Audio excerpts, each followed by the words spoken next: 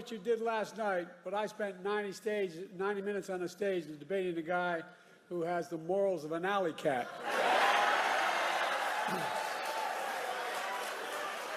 Did you see Trump last night? My guess he set, I mean it sincerely, a new record for the most lies told in a single debate.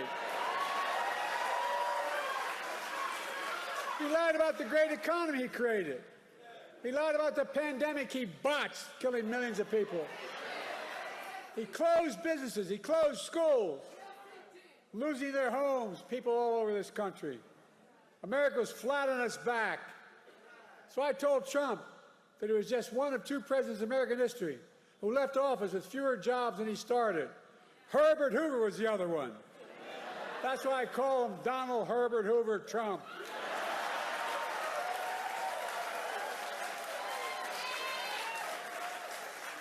And then he lied about how great he was for veterans. But then I told him how he had called a veteran who had given their lives in the country in World War I and refused to go to the grave sites. He called them suckers and losers. He tried to deny it. But let me ask you, are you going to believe a four-star Marine general, his own former Chief of Staff, John Kelly, who said he said that, or the disgraced, defeated, and lying Donald Trump? My son was one of those people, not a World War I, but in the Vietnam. Folks, look, how about the fact that 44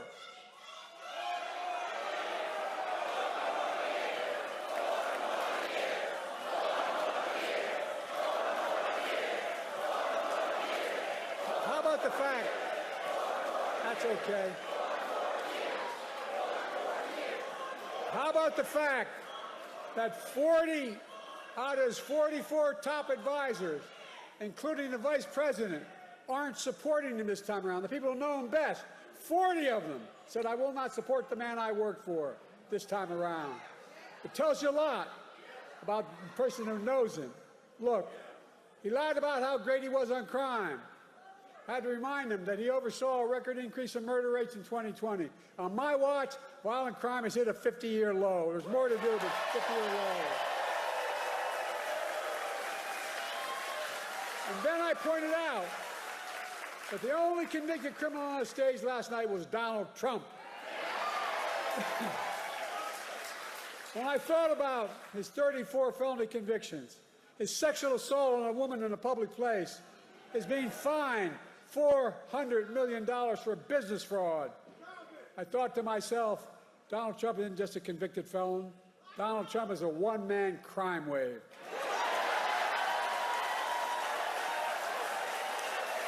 He's got more trials.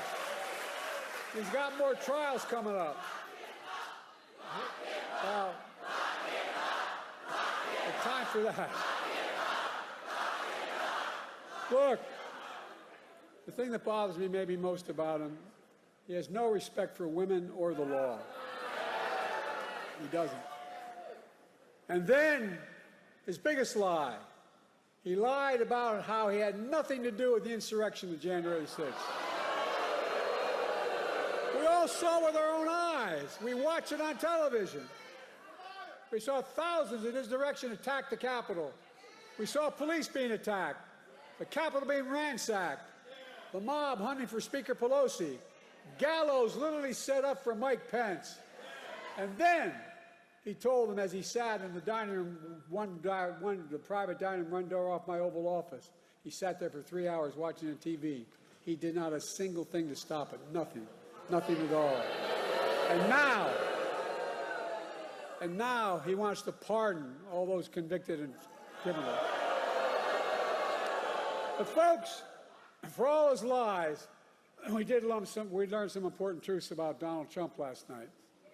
We learned he's still proud of being the person who killed Roe v. Wade. We learned, we learned he's still proud about the pain and cruelties inflicted on America's women. We learned he still believes that politicians, not doctors and women, should make decisions about the woman's health. We learned that if he's elected again and the MAGA Republicans pass a national ban on abortion, he will sign it. Donald Trump says he thinks overturning Roe v. Wade was a beautiful thing. I think it was a nightmare. No, I really mean it, a nightmare. And I made it clear again last night that if you elect me and Kamala, you give us a Democratic Congress, we will make Roe v. Wade the law of the land again.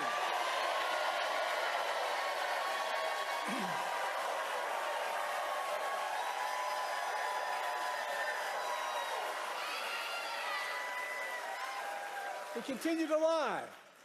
He said, I quadruple taxes. Where the hell has he been?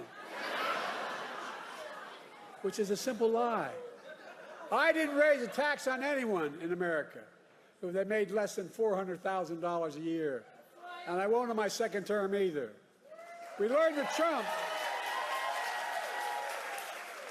who had the largest deficit of any president in 4 years because of a $2 trillion tax cut to the super wealthy, we learned that Trump wants to give another giant tax cut for the very wealthy and the biggest corporations.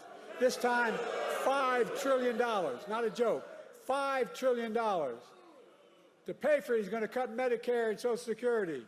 He'll cut health care. He'll do it all with millions of working and middle-class Americans all pay for another tax cut for the very wealthy. Then, to add insult to injury, he wants to raise taxes on the average family $2,500 a year.